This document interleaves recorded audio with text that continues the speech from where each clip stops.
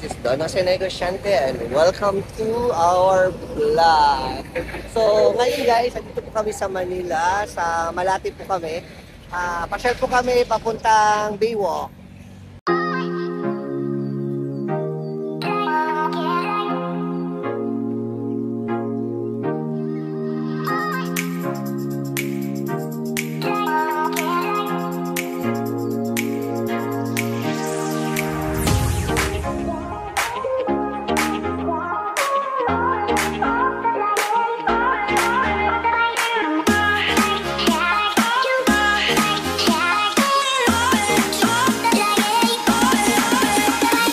Dito po kami sa Baywalk.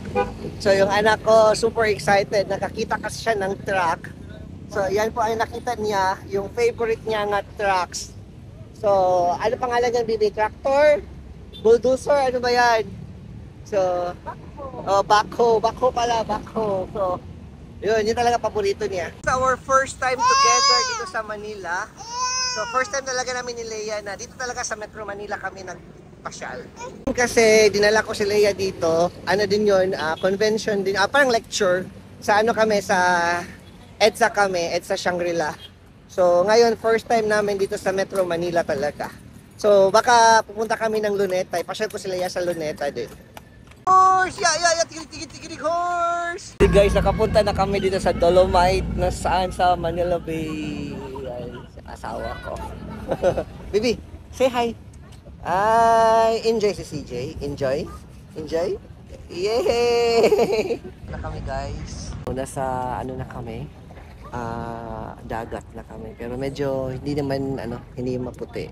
Hindi naman malinis. So may mga konting basura pero so far okay lang naman for a Manila area. So ito, enjoy kasi Jay. So mag-enjoy kami, baka mag-ano kami ng sunset. Tingnan namin yung sunset dito. Yan po guys, ang dagat. Anyways, at least okay din. Malinis naman pero may mga basura konti konti-unti may mga basura. Yun, may konting basura. Yun yung nilakaran namin pero at least nakarating din kami dito. So hanggang sa muli guys. Bye-bye. Thank you for watching.